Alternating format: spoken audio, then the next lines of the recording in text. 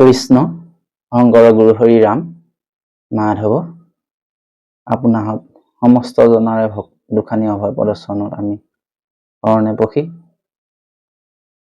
আজিৰ দ্বিতীয় দিনা নামঘোষা শাস্ত্ৰভাগীৰ 2 নম্বৰ শ্লোকৰ পৰা আমি আজি অকণমান আলোচনা কৰা হ'ব। গতিকে আপোনাহৰ শ্ৰীচৰণত আমি ভক্তি সেৱাভাগী অৰ্পণ কৰা হৈছে। কৃষ্ণ মাধৱ শংকৰ গুৰু হৰি ৰাম কৃষ্ণ। কালি যোৱা খণ্ডত আমি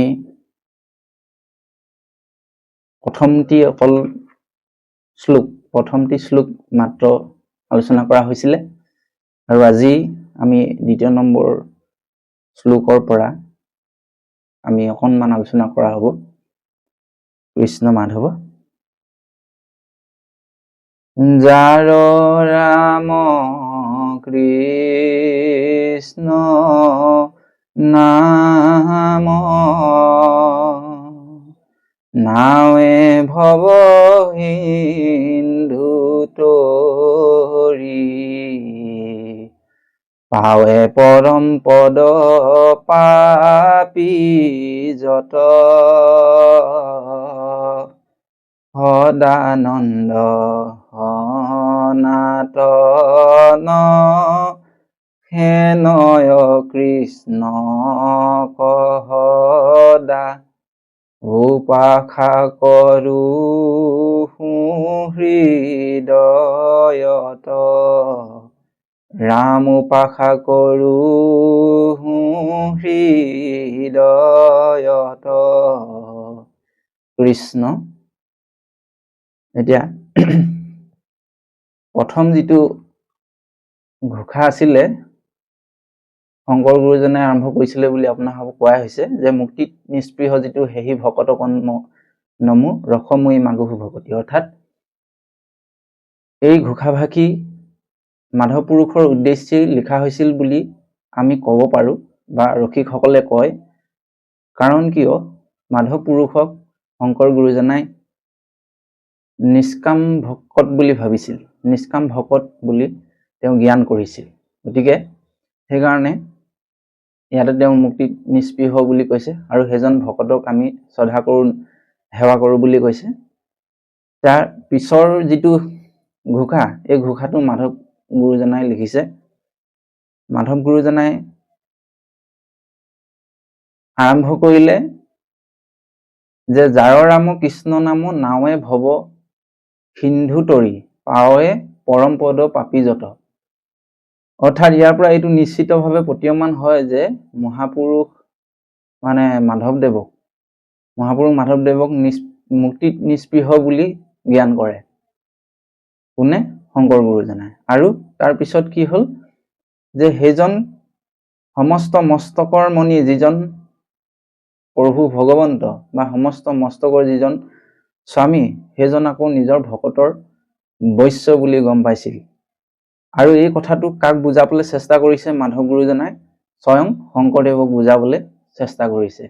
তাৰমানে শংকৰ গুৰুজনাই যে সমস্ত মস্তকৰ মণি, এই কথাটো এই ঘোষাফাঁকিৰ পৰা আমি সুন্দৰকৈ বুজিব পাৰো।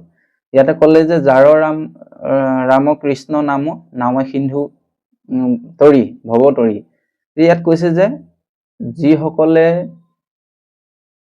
ৰাম নামৰ নৌকাত উঠি ৰাম নামৰ যি মহিমা, সেই মহিমাত উঠি ৰাম নামৰ সাগৰৰ দ্বাৰা, ৰাম নামৰ সেই ৰছীডালৰ দ্বাৰা, সেতুৰ দ্বাৰা কি কৰিব পাৰিব? ভৱ সিন্ধু তৰি, অৰ্থাৎ এই ভৱ সংসাৰখন পাৰ হ'ব পাৰিব। এতিয়া ভৱ সংসাৰ মানে কি বা? ভৱ সংসাৰ মানে হৈছে 84 লক্ষ যি জীৱ আছে, এই 84 লক্ষ জীৱৰ যিখিনি আয়াজাত কৰি থকা যিটো ব্যৱস্থা, যে জন্ম মৃত্যু জন্ম মৃত্যু জন্ম মৃত্যু, এই ব্যৱস্থাটোক ভৱ সংসাৰ বুলি আমি চমুকৈ বুজিব পাৰো। দ্বিতীয় কথা হ'ল কি, আমি নৰ শৰীৰটো ধাৰণ কৰিছো যদিও আমিও কিন্তু ভৱ সংসাৰতেই আছো, অৰ্থাৎ বিভিন্ন দুখে সুখে আমি জীৱন আগবাঢ়িবলগীয়া আমাৰ হৈছে। গতিকে এনেকুৱা ধৰণৰ এটা দুখময় জীৱন যাতে আৰু দ্বিতীয়বাৰ ঘূৰি নাহক সেইকাৰণে আমি তেওঁৰ নাম ল'ব লাগিব বুলি কৈছে।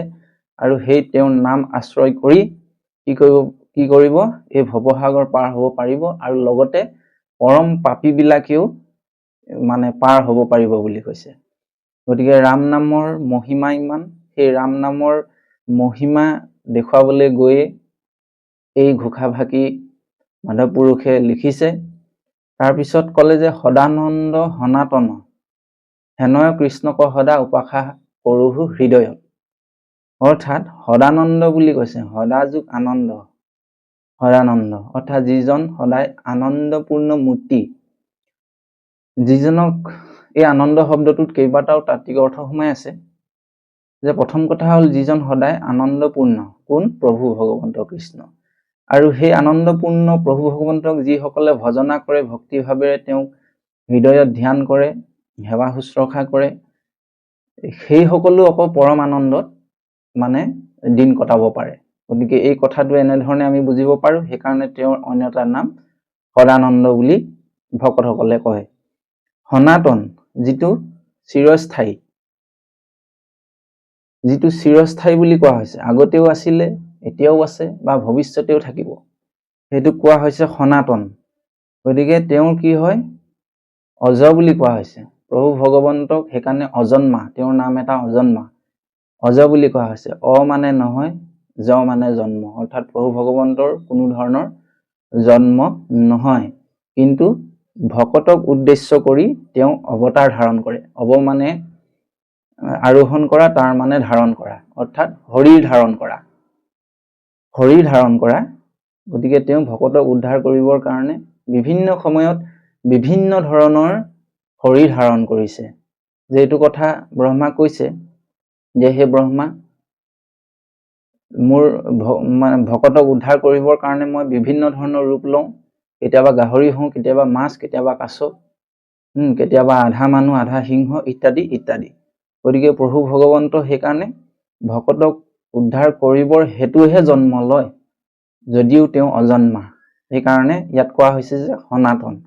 আৰু এই সনাতন শব্দটি প্ৰায় মানে আমি যদি চাওঁ, আমাৰ যি ধৰ্মীয় শাস্ত্ৰ আছে, প্ৰতিখন শাস্ত্ৰতে ইয়াৰ মানে সনাতন শব্দটো জড়িত হৈ আছে। গতিকে সংস্কৃত শব্দ হত আৰু অতন, এই দুটাৰ পৰা সনাতন শব্দটো আহিছে। হত মানে সত্য বা ভাল, আপোনালোকে জানেই। দ্বিতীয়টো হ'ল অতন, যাৰ গতি বা অস্তিত্ব, যাৰ কোনো নবীনতা নাই বা নতুনতা নাই, অৰ্থাৎ তেওঁ কোনো নতুনতা নাই, আগতেও আছিল, যিভাগে আছিল এতিয়াও সেনেদৰেই আছে বা ভৱিষ্যতেও তেনেধৰণেই থাকিব। যাৰ মানে যিটো সনাতন বুলি কোৱা হৈছে, এই সনাতনৰ পূৰ্ণ মানে যিটো অৰ্থ সেইটো হৈছে শাশ্বত বা চিৰন্তন। গতিকে এনেধৰণে আমি শব্দবিলাক পাওঁ।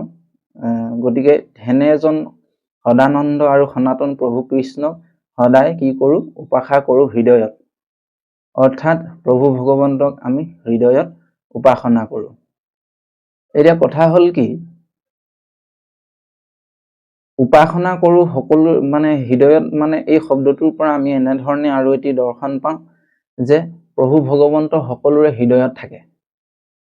অৰ্থাৎ আমি নিজৰ হৃদয়ত যি ভগৱন্ত আছে, আমি নিজকে যেনেধৰণে আপোন বুলি ভাবোঁ, আনকো তেনেধৰণে আপোন বুলি ভাবিব লাগিব। কাৰণ আমাৰ হৃদয়ত ভগৱন্ত আছে মানে আনৰ হৃদয়তো ভগৱন্ত আছে। গতিকে সেইকাৰণে কৈছে যে যত জীৱ জংগম কীট পতংগম অগণগ জগতেৰি কায়া, যে হে প্ৰভু ভগৱন্ত তোমাৰেই সকলোখিনিচোন, সকলোখিনি তোমাৰেই কায়া, সকলোখিনি তোমাৰেই অংশ। গতিকে আমি কাকনো মানে পৰ বুলি ভাবিম? গতিকে সেইকাৰণে আমি প্ৰথমতেই কি কৰিব লাগিব? নিজৰ হৃদয়তে আমি প্ৰভু ভগৱন্তক বিচাৰি ল'ব জানিব লাগিব। সেইকাৰণে ইয়াৰ উপায় দিছে যে মুখে বোলা ৰাম, হৃদয়ে ধৰা ৰূপ, এতেকে মুকুতি পাইবা কহিলো স্বৰূপ। এনেধৰণে গতিকে সেইজন প্ৰভু ভগৱন্তক আমি উপাসা কৰোঁ হৃদয়ত বুলি মাধৱ গুৰুজনাই কলম ধৰিছে। কৃষ্ণ। এতিয়া ৩ নম্বৰ ঘোষাটি হ'ল মৎস্য কুৰ্ম নৰসিংহ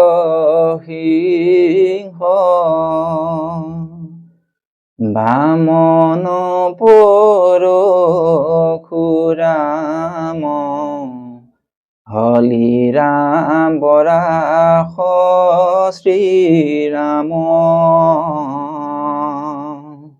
বুদ্ধ কল্কি নামে দশ আকৃতি ধৰিছা কৃষ্ণ অতজু পাৱে কৰোঁ প্ৰণাম ৰাম তজু পাৱে কৰোঁ প্ৰণাম কৃষ্ণ। ইয়াতে এই ঘোষাফাকি মাধৱ পুৰুষে গীত গোবিন্দ জয়দেৱৰ গীত গোবিন্দৰ পৰা আনি এই ঘোষাফাকি ইয়াত সুন্দৰকে উপস্থাপন কৰিছে, অসমীয়ালৈ অনুবাদ কৰিছে। গতিকে ইয়াত মানে প্ৰভু ভগৱন্তৰ 10 অৱতাৰৰ কথা কৈছে, যে মৎস্য কুৰ্ম নৰসিংহ বামন পৰশুৰাম। অৰ্থাৎ প্ৰভু ভগৱন্তই মৎস্য ৰূপে অৱতাৰ ধাৰণ কৰি তেওঁ কি কৰিছিলে, বেদ উদ্ধাৰ কৰিছিলে। সেই দৈত্যই বেদবিলাক নি সাগৰ বক্ষত ভৰাই থৈ দিছিলে। তো তেতিয়া তেওঁ কি হৈছিলে, মাছ অৱতাৰ লৈ, মৎস্য অৱতাৰ লৈ সেই বেদখিনি উদ্ধাৰ কৰিছিল। তাৰপিছত কুৰ্ম অৱতাৰত তেওঁ কি কৰিলে, সেই সাগৰ মন্থনৰ সময়ত দৈত্যসকল আৰু যি দেৱতাসকল আছিলে তেওঁলোকে সাগৰ মন্থনৰ সময়ত যিটো মেৰু পৰ্বতটো তেওঁলোকে আনি পেলাই মথন কৰোঁতে তাৰ ভাৰ বব নোৱাৰি প্ৰভু ভগৱন্তক কাকুতি কৰিছিলে। আৰু কাকুতি কৰত তেওঁ কি কৰিলে, কুৰ্ম অৱতাৰ অৰ্থাৎ কাছৰ অৱতাৰ লৈ সেই মেৰু পৰ্বতৰ ভাৰটো তেওঁ ধাৰণ কৰিছিলে, আৰু তাৰ ফলত তেওঁলোকে সাগৰ মন্থন কৰিব পাৰিছিলে। সেইটো হ'ল। তাৰপিছত নৰসিংহটো আপোনাক সকলোৱে জানে যে প্ৰহ্লাদক উদ্ধাৰ কৰিছিল। তাৰপিছত বৰাহ লৈছিলে পৃথিৱী উদ্ধাৰৰ কাৰণে, হিৰণ্যাক্ষক বধ কৰিবৰ কাৰণে। তাৰপিছত তেওঁ ল'লে বামন অৱতাৰে বলিক নিগ্ৰহ কৰিলে, বলিক চলনা কৰি হোটলপুৰত ঠাই দিলে, এইখিনি কথা। তাৰপিছত পৰশুৰাম অৱতাৰ লৈছিলে যে তেওঁ ক্ষত্ৰিয়সকলৰ অত্যাচাৰ আৰু অন্যায়বিলাক দমন কৰিবৰ কাৰণে পৰশুৰাম অৱতাৰ লৈছিল। তাৰপিছত ক'লে যে হলিৰাম বৰাহ শ্ৰীৰাম। হলিৰাম বলোৰামৰ কথা কৈছে, যে বলোভদ্ৰ তেওঁ স্বয়ং প্ৰভু অনন্ত অৱতাৰ আছিল। গতিকে সেইকাৰণে ইয়াত হলিৰাম বুলি কোৱা হৈছে। তাৰপিছত বৰাহ শ্ৰীৰাম লৈছে, শ্ৰীৰাম ৰূপে তেওঁ ৰাৱণ বধ কৰিছে। এইখিনি কথাটো জানে যে বুদ্ধ নামে তেওঁ এটা অৱতাৰ ল'লে, আৰু সেই বুদ্ধই কি কৰিলে, বেদসমূহৰ যি হিংসা ধৰ্ম আছিলে সেই হিংসা ধৰ্মক নস্যাৎ কৰি অহিংসা ধৰ্ম প্ৰচাৰ কৰিলে। তেওঁ কি কৰিলে, সত্য প্ৰতিষ্ঠা কৰিলে, আৰু লগতে শেষৰ অৱতাৰটো যি আছে কি কল্কি অৱতাৰ। অৰ্থাৎ কল্কি অৱতাৰটো আমি জনামতে বা আমাৰ দৃষ্টিগোচৰ হোৱা মতে ইতিমধ্যে কল্কি অৱতাৰ তেখেতে কীৰ্তনৰ মতেও লোৱা নাই, কলিযুগৰ শেষতহে ল'ব বুলি ইতিমধ্যে আমি গম পাইছোঁ, কীৰ্তনত গুৰুজনাই কোৱা মতে বা শাস্ত্ৰসমূহে দৰ্শন দিয়া মতে। গতিকে এনেধৰণে তেওঁ 10টা অৱতাৰ ধাৰণ কৰিছে, আৰু প্ৰত্যেকটো অৱতাৰতে তেওঁৰ একো কাৰ্য সোমাই আছে। অৰ্থাৎ ভকতসকলক উদ্ধাৰৰ হেতু তেওঁ কি কৰিছে, বিভিন্ন ধৰণে অলপ আগতে কৈ যোৱাই হ'ল যে মৎস্য কুৰ্ম মাছ কাছ সিংহ, কেতিয়াবা গাহৰিও ৰূপ লৈছে, বাৰু বিভিন্ন ধৰণৰ শৰীৰ ধাৰণ কৰি তেওঁ ভকতসকলক উদ্ধাৰ কৰি আছে। এতিয়া এইখিনি কথাৰ পৰা আমি অন্য এটি কথা বুজিব পাৰো যে প্ৰভু ভগৱন্তই এইবিলাকনো মাছ কাছ এইবিলাকনো ৰূপ কিয় ধাৰণ কৰে, হয়নে বাৰু? এইটো জানিবলগীয়া কথা। ইয়াৰ প্ৰতিটো অৱতাৰতে কিছুমান বৰ তাত্ত্বিক দৰ্শন আছে, আৰু বহুকেইটা কাৰণত প্ৰভু ভগৱন্তই বিভিন্ন ৰূপ ধাৰণ কৰে। কিন্তু তাৰ সমান্তৰালভাৱে মূল বিষয়বস্তুটো হ'ল একেবাৰে দৃষ্টিগোচৰ হোৱা বিষয়টো বা আমি ল'বলগীয়া বিষয়টোৱে হ'ল যে প্ৰভু ভগৱন্তই প্ৰতিটো জীৱৰ মানে জীৱাত্মাতে প্ৰভু ভগৱন্তই বিৰাজমান হৈ থাকে। এই কথাটো আমি বুজিব লাগিব। অৰ্থাৎ মানে তেওঁলোক কৰ্মফলত পৰিহে জীৱবিলাকে বিভিন্ন সজা লৈ আছে, কিন্তু সেইবিলাকো কি হয় ভগৱন্তৰ পূৰ্ণ অংশ হয়। কৰ্মফলে জীৱই সজা সলাই বেলেগত ভ্ৰমণ কৰি আছে। গতিকে তাৰ পৰা এইটো দৰ্শন দিছে যে হয় আমাৰ হৃদয়ত যিটো জীৱাত্মা আছে সেই কুকুৰ মেকুৰী গৰু ছাগলী সেই সমস্তৰো দেহত বা মাছ হওক বা বৰা গাহৰি যিয়ে নহওক এই সমস্তখিনি হৃদয়তো প্ৰভু ভগৱন্তই আত্মাৰূপে আছে, এই তত্ত্বটো আমাক প্ৰদান কৰিছে। গতিকে এই সমস্তখিনিৰ পৰা আমি যদি চাবলৈ যাওঁ প্ৰভু ভগৱন্ত তাৰমানে কোনে কোনে সকলোতে তেওঁ বিৰাজমান মানে হৈ আছে। প্ৰতিটো জীৱ প্ৰভু ভগৱন্তৰে অংশ বুলি আমি পুনৰ ইয়াৰ পৰা উত্তৰ পাওঁ। এতিয়া ইয়াত কথা হ'ল কি, ইয়াত শব্দ কেইটামান ব্যৱহাৰ হৈছে, বাৰু এইখিনি আমি পিছেপৰিও আলোচনা কৰিম। প্ৰতিটো ভগৱন্তৰ প্ৰতিটো নামৰে বহুত দৰ্শন আৰু তত্ত্ব আছে, আৰু ইয়াৰ মানে প্ৰকৃতিসূচক কিছুমান দৰ্শন আছে। গতিকে আমি এইখিনিও আলোচনা নিশ্চয় কৰিম। গতিকে মৎস্য মানে প্ৰভু ভগৱন্তই সংস্কৃতত মৎস্য মানে আনন্দ কৰা বা আনন্দময়। সেইকাৰণে প্ৰভু ভগৱন্তই তেওঁ কি এই আনন্দৰ যিটো ধাৰা, এই আনন্দৰ ধাৰাটো আমাৰ ভকতসকলৰ কাৰণে তেওঁ প্ৰদান কৰিছে। দ্বিতীয় হ'ল কুৰ্ম, কাছটো কিহৰ প্ৰতীক? ই শক্তি আৰু স্থিৰতা আৰু ক্ষমতা ধাৰণ কৰাৰ এটা প্ৰতীক বুলি কোৱা হয় কাছটো। সেইটো কাৰণে এই কাছটো মানে ভকতৰ লগতো তুলনা কৰা হয়, যে ভকত কাছৰ দৰে সহনশীল হ'ব লাগিব, ক্ষমতাশীল হ'ব লাগিব বা ধীৰ স্থিৰ হ'ব লাগিব। গতিকে সেইকাৰণে শংকৰ গুৰুজনাইও আমাৰ সেই সপ্তফলপীয়া যি নামঘৰ আছে, নামঘৰৰ যি আসন, সেই আসনত তিনিটা প্ৰাণী ৰাখিলে, যে কাছ, হাতী আৰু এটা সিংহ। তাৰ মাজতে সেই কাছটো ৰাখিছে, যে সেই কাছটো ভকতৰ প্ৰতীক বুলি মানে ধৰা হয়। গতিকে তাৰপিছত নৰসিংহ কথাটো আপোনালোকে জানেই, যে আধা মানুহ আধা সিংহ, অৰ্থাৎ অৰ্ধ মানৱ অৰ্ধ সিংহ। গতিকে সেই বস্তুটো আমি বুজিব লাগিব এনেধৰণে। তাৰপিছত বামন অৱতাৰৰ কথাখিনি আপোনালোকে জানেই, যে বটু বামন বুলিও কোৱা হয়, যে তেওঁ চুটি চাপৰ আছিল কাৰণে তেওঁ প্ৰথম নামটো উপেন্দ্ৰ আছিল, তাৰপিছত বামন নাম দিলে চুটি চাপৰ হোৱাৰ কাৰণে বটু বামন বুলি ক'লে। গতিকে এনেধৰণে আমি এই দৰ্শনবিলাক পাওঁ। সেইকাৰণে এই যিখিনি বিষয়বস্তু লাষ্টত ক'লেগে যে আকৃতি ধৰিছা কৃষ্ণ তজু পাৱে কৰোহো প্ৰণাম। আকৃতি ধৰিছা কৃষ্ণ, আকৃতি শব্দটো তাৎপৰ্যপূৰ্ণ বহন কৰিছে। কিয় আকৃতিহে ধৰিছে প্ৰভু ভগৱন্তই? আমি অলপ আগতে কৈ যোৱা হ'ল যে তেখেত জন্ম নহয় অজন্মা, কিন্তু হৰি ধাৰণ কৰে ভকতৰ উদ্দেশ্যে, ৰাখিবৰ উদ্দেশ্যে, ধৰ্মক প্ৰতিষ্ঠাৰ উদ্দেশ্যে। সেইকাৰণে কি কৈছে যে প্ৰভু ভগৱন্তই আকৃতিহে ধৰিছে। গতিকে তেনে এজন প্ৰভু ভগৱন্তৰ চৰণত তজু পাৱে কৰোহো প্ৰণাম বুলি মাধৱ পুৰুষে কৈছে। গতিকে সেইজন প্ৰভু ভগৱন্তৰ ভকত বৎসল, ভকত তাৰণ দেৱ নাৰায়ণ, সেইজন প্ৰভু ভগৱন্তৰ দুখানি অভয় চৰণত আমি কৰোহো প্ৰণাম বুলি মাধৱ গুৰুজনাই সুন্দৰকৈ প্ৰকাশ কৰিছে। কৃষ্ণ। আমি আজিলৈ দুটি শ্লোক আমি আগবঢ়ালো, আৰু নেক্সট অহা ভিডিঅ'টোত আমি 4 নম্বৰ শ্লোকটিৰ পৰা আৰম্ভ কৰিম। গতিকে আজিলৈ আমি ইমানতে সামৰি আপোনালোকৰ দুখানি অভয় চৰণত সেৱা জনাই কোটি কোটি ঘূৰ অপৰাধ নিতে কৰো আমি দুৰাখয়, সেই হৰিমুখ দাস হেন মানি ক্ষমিউক কৃপাময়। কৃষ্ণ শংকৰ গুৰু হৰি ৰাম।